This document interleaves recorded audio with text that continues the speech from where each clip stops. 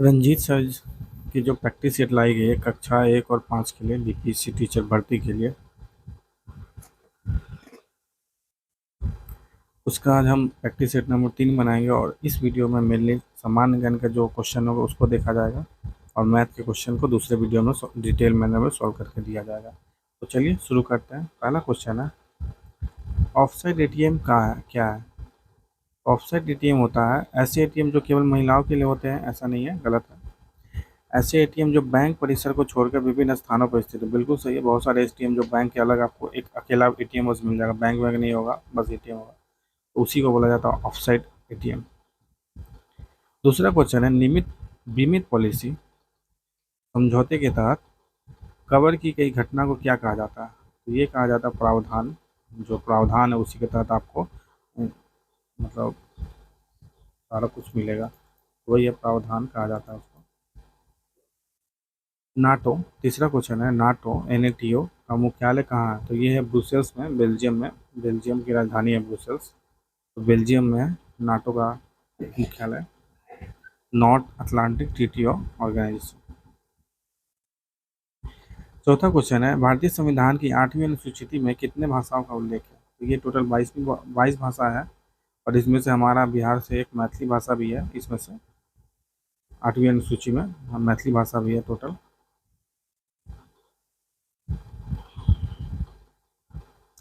जो कि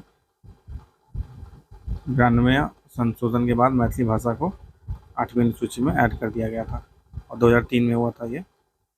पांचवा क्वेश्चन है, निम्नलिखित में से कौन सा एक भारतीय संविधान की प्रस्तावना का भाग नहीं है?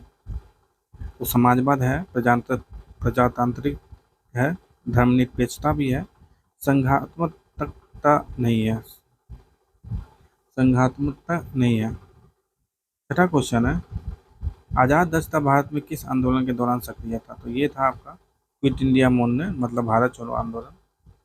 ये में बिहार में भागलपुर क्षेत्र था इसमें इन्वॉल्व, और मेनली इसके अधिकतर काम नेपाल जैसे क्षेत्र, नेपाल के जो जंगल वाले इलाके थे वहीं से कंट्रोल होता था। और हमारे जो जयप्रकाश नारायण मतलब जेपी थे, इसी आज़ाद दस्ता से और या भारत छोड़ो आंदोलन से देश पे मतलब आगे बढ़े, आगे ऊपर सब कोई उनको जाना। सातवां क्वेश्चन है, 1946 में गठित अंतरिम सरकार के मंत्रिमंडल में श्रम विभाग किसे सौंपा गया था? तो उन्हें वो जगजीवन राम जी को सौंपा गया था। और कृषि मंत्री बने थे हमारे डॉक्टर राजेंद्र प्रसाद। आठवां क्वेश्चन है, संविधान सभा के अस्थायी अध्यक्ष कौन थे? तो ये थे डॉक्टर राजेंद्र प्रसाद। 11 दिसंबर 1949 को, 1946 को ये बन गए थे अस्थायी अध्यक्ष राजेंद्र प्रसाद जी। नवा क्वेश्चन, राष्ट्रपति की अनुपस्थिति में उसके समस्त कार्य किसके द्वारा किया जाता है? तो ये उपराष्ट्रपति है, वाइस प्रेसिडेंट, उनके द्वारा किया जाता है सभी कार्य। 10वां क्वेश्चन है, निम्नलिखित में से किस नाभिकीय संधि का भारत सदस्य है? तो ये है CTBT,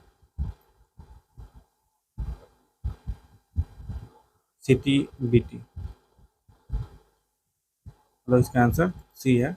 इसका फुल फॉर्म होता है Comprehensive Nuclear Test Ban treaty.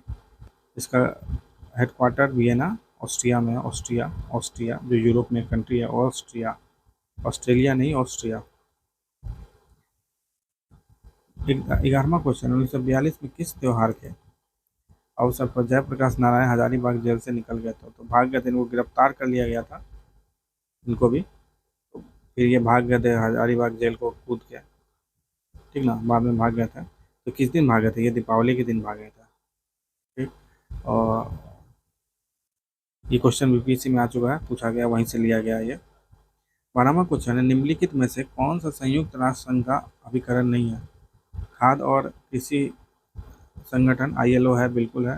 संयुक्त राष्ट्र शैक्षणिक यूनेस्को है, यूनेस्को भी है।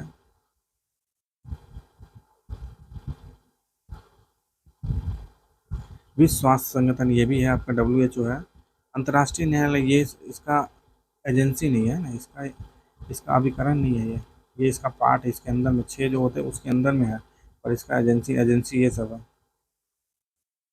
कौन सा उर्वरक किसान खाद के नाम से जाना जाता है? तो ये है आपका कैल्शियम अमोनियम नाइट्रेट, जिसको कैन भी बोलते हैं, कैल्शियम अमोनियम नाइट्रेट, इसको कैन भी बोला जाता है। 14वां क्वेश्चन है, 1 हेक्टेयर सेंटीमीटर में पानी की कुल मात्रा कितनी होती है? तो ये होता है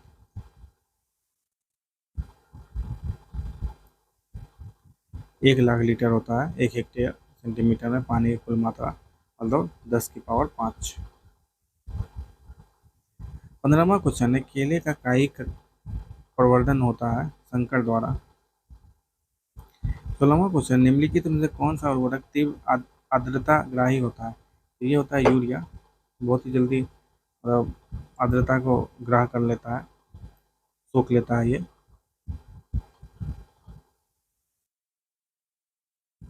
और इस फिनोमेना को बोला जाता है हाइग्रोस्कोपिक। 17वां क्वेश्चन है, खेल में हरी खाद वाली फसल की पलटाई की उपयुक्त अवस्था कौन सी है? तो फूल आने से पूर्व की जो अवस्था होती है उसको बोला जाता है फसल की पलटाई की उपयुक्त अवस्था। 18वां क्वेश्चन है, फल के रस में चीनी की सांद्रता मापी जाती है। तो ये नापा जाता है रिफ्रैक्टोमीटर द्वारा। कंसंट्रेशन का मतलब वाटर पानी में कितना है चीनी का, और रिफ्रैक्टोमीटर से नापा जाता है। 19वां क्वेश्चन है, जेली बनाने में पेक्टिन का प्रमुख कार्य क्या है? तो ये है फल के रसों का थक्का बनाना। पेक्टिन से आप फल के रस का थक्का बनाते हैं। 20वां क्वेश्चन है, टमाटर का लाल रंग किस रंजक के कारण होता है? तो ये उसमें मौजूद लाइकोपीन के द्वारा लाल रंग दिखता है टमाटर आपको। नींबू का फल प्रचुर स्रोत है, ये साइट्रिक एसिड का, विटामिन सी साइट्रिक एसिड का प्रचुर स्रोत है। 22वां क्वेश्चन है, केंद्रीय एगमार्क प्रयोगशाला कहाँ अवस्थित है? तो ये है आपका नागपुर में केंद्रीय एगमार्क प्रयोगशाला। किस वर्ष नसरुद्दीन ने बिहार का शासन ख्वाजा जहां को सौंप दिया था?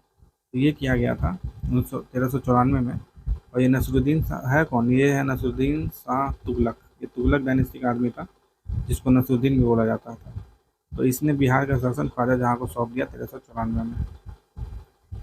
24वां क्वेश्चन है, नालंदा विश्वविद्यालय को किसने ध्वस्त किया है? तो पता ही है सबको, बख्तियार खिलजी के द्वारा ध्वस्त किया गया था। 25वां क्वेश्चन है, पटना में स्थित गोलघर का निर्माण किस गवर्नर जनरल के काल में हुआ था? तो ये हुआ था लॉरेन हेस्टिंगे के काल में। लॉरेन हेस्टिंगे उस समय था। और इसको बनवाया था कैप्टन जॉन, इसको बनवाया था जॉन गास्टिन ने।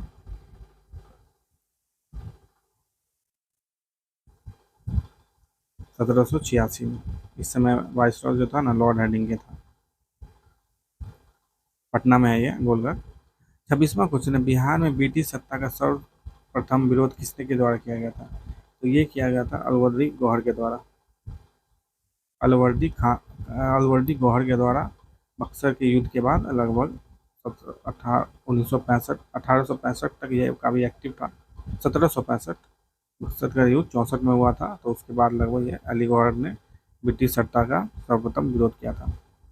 27वां क्वेश्चन है, झंडा गान विजय विश्व तिरंगा प्यारा के रचयिता कौन है? ये है, इसके रचयिता है श्यामलाल गुप्ता पार्षद। थायराइड से निकलने वाला हार्मोन क्या बोला जाता है? तो ये होता है थायरोक्सिन, जिसको T4 भी बोलते हैं। T4 थायरोक्सिन, जो कि आपके थायराइड से निकलता है। अगला क्वेश्चन 29वां क्वेश्चन है, जल के माध्यम से भोजन पकाने की विधि निम्नलिखित में से कौन सी है? तो जल के माध्यम से कैसे खाना बना सकते हैं? बाल से बिल्कुल सही, खदका के भी बना सकते हैं, स्ट्रयूइंग करके भी बना सकते हैं, तो इसमें से सही हो जाएगा सभी। ढोकला बनाने में 30वां क्वेश्चन है, ढोकला बनाने में प्रयुक्त विधि क्या है? तो ये है खमीरीकरण, जिसको फर्मेंटेशन बोलते हैं। इसमें आप बिना हवा के, मतलब एनएरोबिक करके ग्लूकोज को ब्रेक करते हैं, केमिकल डाल के, है ना। तो बिना हवा के जो प्रोसेस में आदमी सड़ाते हैं एक तरह से बिना हवा का, तो ये एक खमीरीकरण। तो ढोकला इसी तरह से बनता है। जितने भी फूलने वाले सामान हैं, जैसे इडली इडली इडली डोसा है, सब वैसे ही बनता है।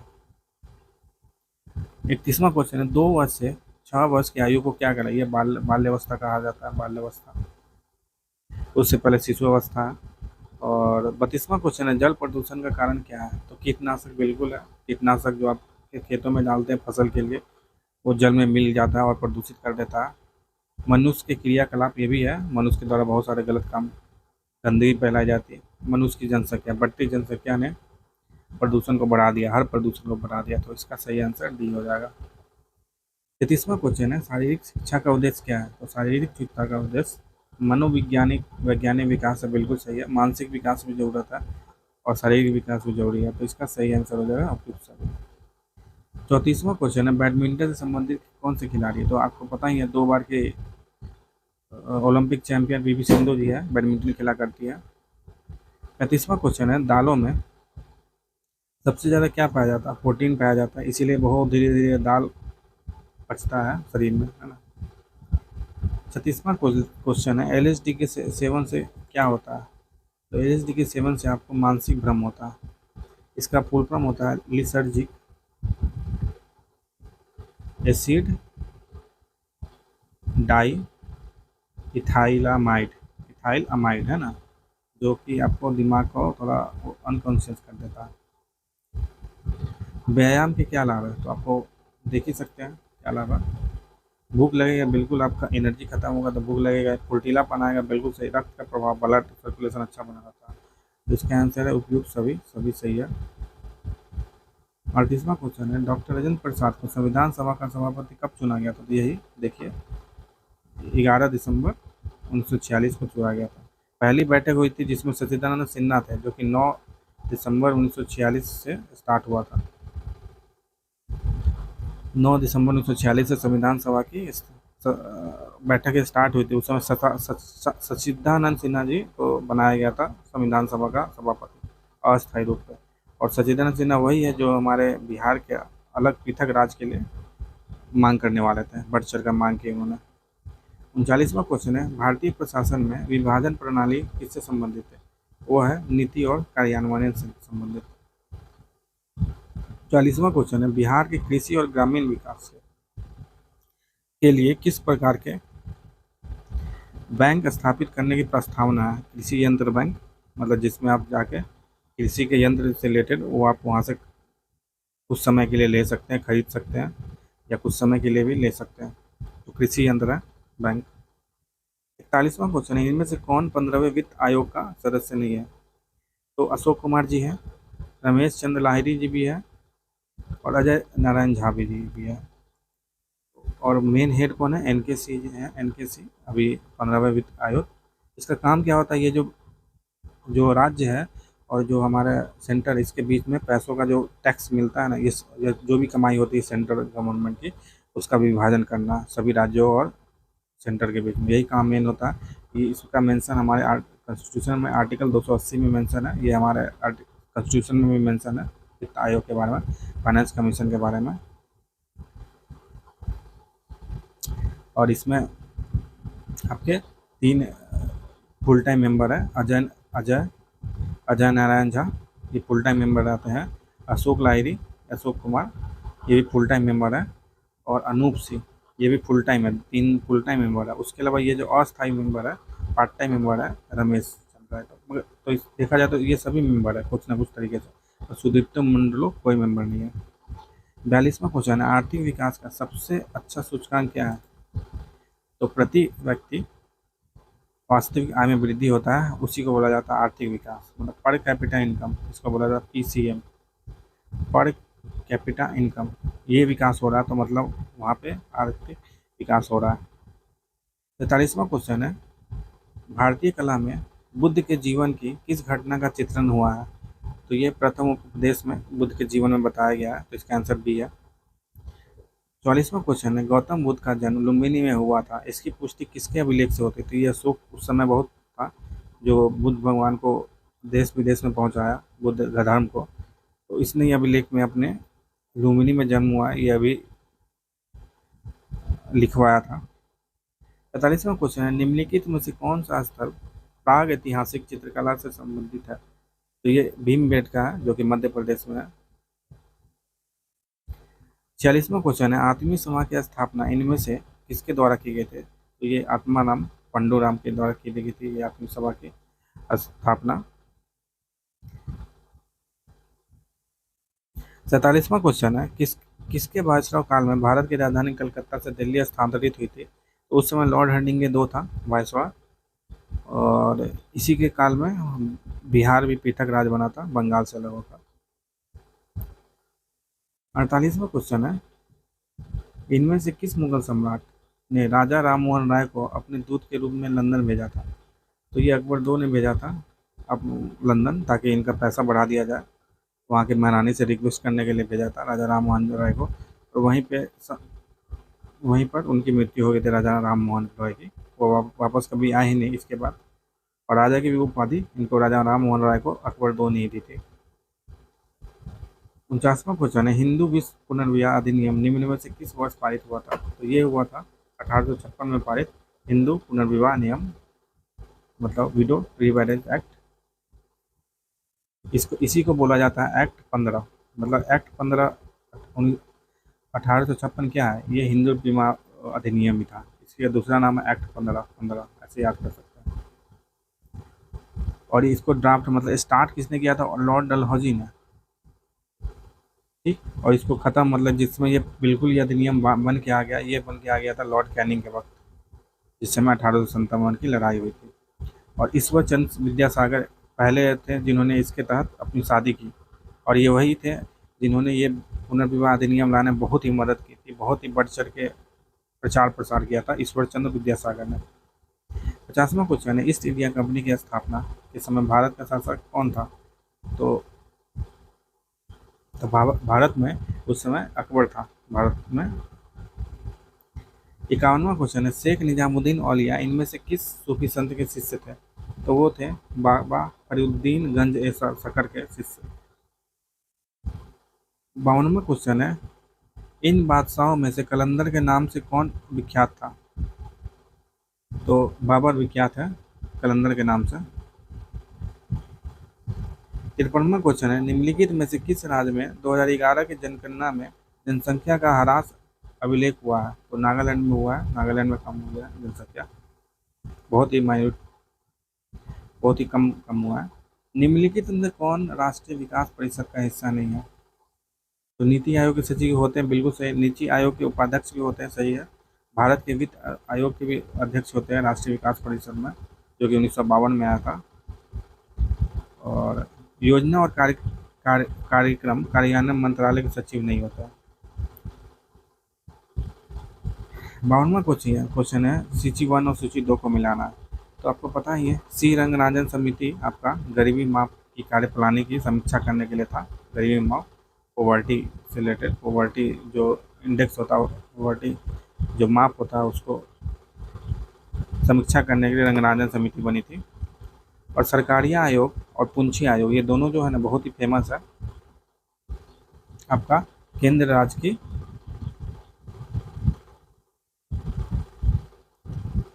संबंध के लिए, है ना। पुंछी आयोग भी एक है और एक सरकारी आयोग, दो है।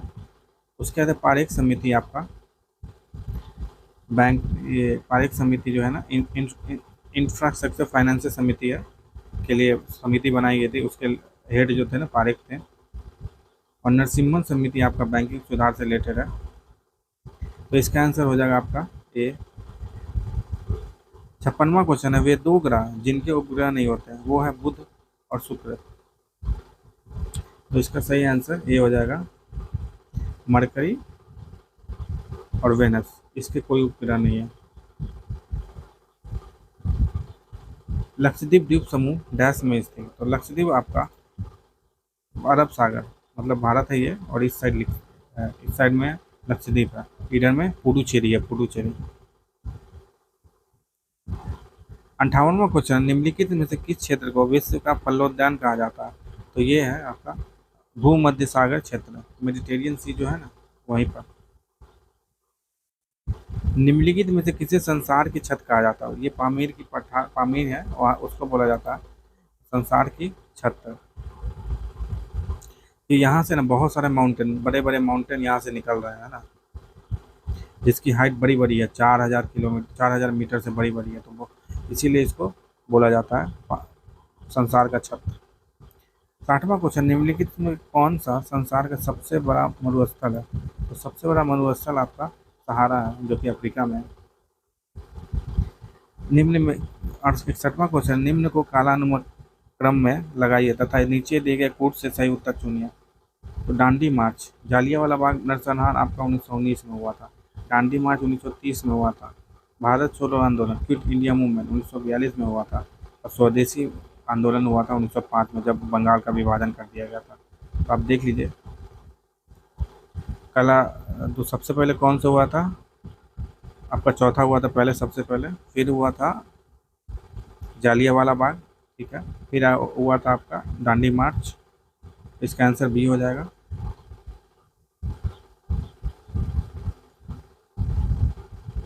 62वां क्वेश्चन है, सही जोड़ा बनाना है नीचे दिए गए कोट से। तो विपिन चंद्रपाल न्यू इंडिया के लेखक थे। ये किताब है। अरविंद घोष घोष ने आपका वंदे मातरम किताब को लिखा था, मैगजीन न्यूज़पेपर। ब्रह्म बंधव उपाध्याय, इन्होंने लिखा था संध्या को। और मोहम्मद अली ने कॉमरेड लिखा था। तो इसका आंसर हो जाएगा आपका ए। 43वां क्वेश्चन है, बाल गंगाधर तिलक द्वारा राष्ट्रीयता को बढ़ावा देने हेतु अखबार निकाला था, केसरी निकाला था और एक मराठा, दोनों इनका दो दो किताब बहुत पॉपुलर, एक केसरी और मराठा। तो मराठा इंग्लिश में लिखा करते थे और केसरी लिखा करते थे मराठी में। 64वां क्वेश्चन है, आधुनिक इतिहासकार जिसने 1857 के विद्रोह को स्वतंत्रता की पहली लड़ाई कही थी, वो थे वीडी सावरकर, अभिनव भारत वाले वीडी सावरकर। 65वां क्वेश्चन है, अंग्रेजों के विरुद्ध भीलों द्वारा क्रांति प्रारंभ की गई थी मध्य प्रदेश और महाराष्ट्र में। भील, मध्य प्रदेश और महाराष्ट्र में भील जाति हमारे देश में सबसे बड़ी ट्राइबल जाति है। 66वां क्वेश्चन है, बिहार सरकार को डिजिटल इंडिया अवार्ड 2020 किस लिए दिया गया था? तो कोविड-19 में हमने बहुत अच्छा डिजिटली काम किया था। कोविड-19 लॉकडाउन के दौरान बिहार के बाहर फंसे लोगों को सेवा प्रदान करने के लिए हमने बहुत अच्छा डिजिटल काम किया था, इसलिए दिया गया अवार्ड। 67वां क्वेश्चन है, किसके द्वारा स्वराज दल की स्थापना की गई थी? तो ये चित्तरंजन दास जी के द्वारा स्थापना की थी स्वराज दल, और इसमें मोतीलाल नेहरू भी थे संस्थापकों में, स्वराज दल के संस्थापकों में। 1923 में इसकी स्थापना की गई थी और बिहार में इसकी स्थापना की गई स्वराज दल की। तो उसके पहले अध्यक्ष बने थे नारायण प्रसाद और अब्दुल बारी उसके सचिव थे। 68वां क्वेश्चन है, वर्ष 1907 में भिकाजी कामा, जो भारत की आज़ादी का ध्वज फहराने वाली पहली महिला थी, तो उन्होंने स्टटगार्ट जर्मनी जो में जगह है 1907 में उन्होंने फहराया था अपना देश का तिरंगा झंडा वहाँ पर। 69वां क्वेश्चन है, बिहार में पंचायत निकायों में महिलाओं के 50% आरक्षण किस वर्ष से प्रदान किया गया? तो ये 2006 में, मतलब स्टार्टिंग में प्रदान कर दिया गया था जब ये आया था पंचायत अधिनियम। 70वां क्वेश्चन है, भारतीय राष्ट्रीय कांग्रेस ने त्रिपुरी सम्मेलन में वर्ष 1939 में सुभाष चंद्र बोस को कांग्रेस का अध्यक्ष चुना था और ये बीच में चले गए थे, आपसी मनमुटाव के कारण ये चले गए थे, बीच में ये अध्यक्षता छोड़ के चले भी गए और बाद में राजेंद्र प्रसाद बने थे। तो वह त्रिपुरी कहाँ है? ये था जबलपुर में, जो कि मध्य प्रदेश में है। 71वां क्वेश्चन है, निम्नलिखित में किसके क्षय होने से सबसे अधिक समय लगता है? तो ये प्लास्टिक का थैला जो है ना, बहुत टाइम लगता है, इसीलिए इसको बैन करने के पीछे सब पड़ा हुआ है। प्रदूषकों को उनके दीर्घकालीन प्रभाव के साथ दिए गए कूट की सहायता से सुमेलित कीजिए। तो कार्बन डाइऑक्साइड आपका लीवर और किडनी को क्षति पहुंचाता है, सही है। नाइट्रोजन के ऑक्साइड, ये आपका कैंसर कर सकता है। धूल कण, श्वास संबंधी धूल से आपको श्वास में, लंग में प्रॉब्लम होगा, सही है। और शीशा आपके नर्वस सिस्टम को प्रॉब्लम करेगा, ये भी सही है। तो इसका आंसर हो जाएगा सी, 1 2 3 4। यूरोनॉम क्या है? तो ये यूरोनॉम है वाहनों का निकलने वाली हानिप्रद गैसों को नियंत्रित करने वाला। ये यूरोप का है और भारत में यही है, इसी की तरह है BS, सेम काम करता है BS, भारत स्टैंडर्ड नॉर्म। तो अभी BS 6 चल रहा है, मतलब छठा नॉर्म चल रहा है ना, और ये 1 अप्रैल 2020 से लागू है हमारे देश में BS 6। 74वां क्वेश्चन है,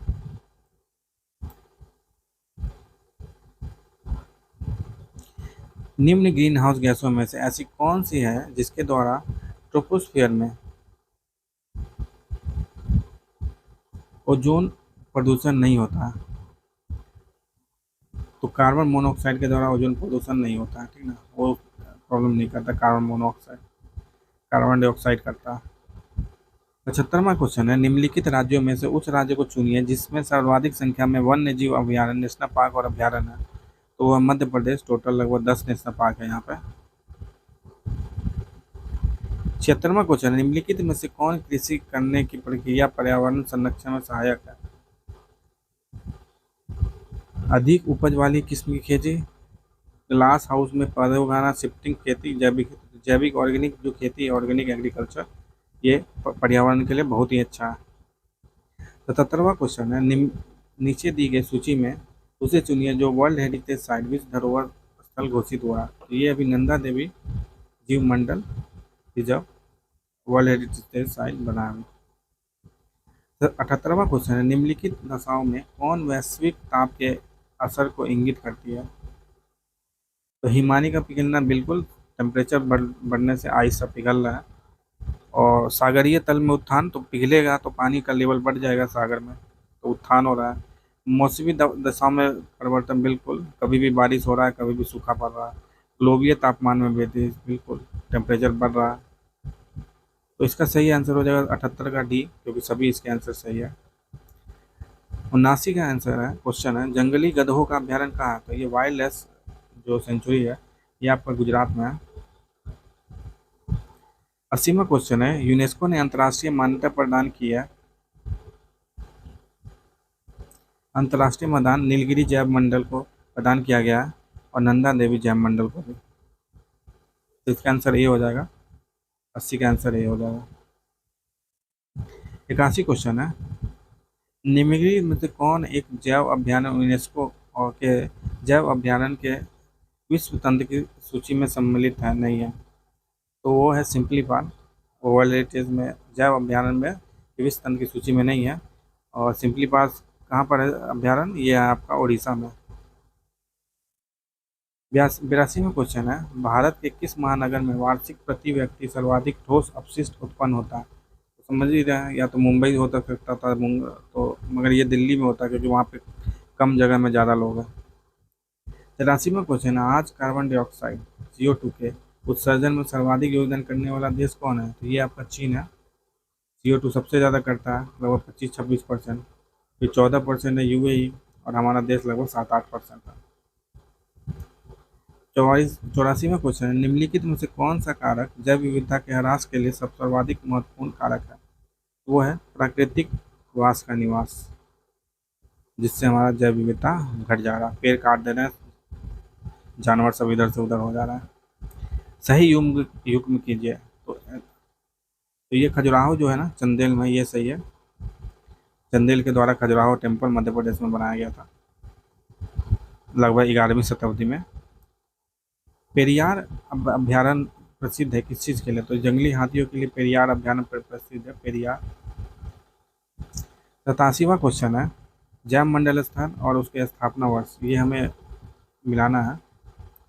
तो इसका आंसर है ये B, नीलगिरी 1986 में बन के आया था, नंदा देवी 88 में, सुंदरवन 89 में, और कंचनजंगा 2000 में बना था। कंचनजंगा आपका सिक्किम में है। अगला क्वेश्चन है, झारखंड बनाने के लिए, 88वां क्वेश्चन, झारखंड बनाने के लिए बिहार को किस वर्ष विभाजित किया गया था? 2000 में विभाजित किया गया था, 15 नवंबर 2000।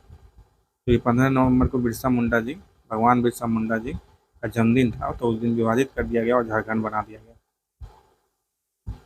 गरीब कल्याण रोजगार अभियान बिहार के किस जिले से प्रधानमंत्री द्वारा 2020 में शुरू किया गया? तो ये BPSC में पूछा हुआ प्रश्न, ये खगड़िया से शुरू किया गया था, जो कि बिहार का बहुत ही पिछड़ा, बहुत गरीब जगहों में से एक है। तो गरीब कल्याण यहीं से शुरू किया गया था।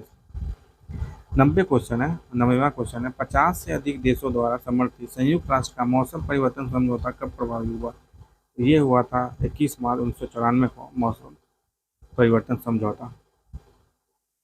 ये थे प्रैक्टिस सेट नंबर 4 के प्रश्न। प्रैक्टिस सेट नंबर 3 का प्रश्न रंजीत सर की जो प्रैक्टिस सेट आई है उसका। तो ऐसे ही और भी बहुत सारे बीपीसी टीचर से रिलेटेड वीडियो है हमारे चैनल पर। मैथ का सॉल्यूशन है, सभी चीज़ का सॉल्यूशन है, आप देख सकते हैं। और हमारे साथ बने रहे, चैनल को शेयर, वीडियो को शेयर कीजिए, चैनल को सब्सक्राइब कीजिए। धन्यवाद।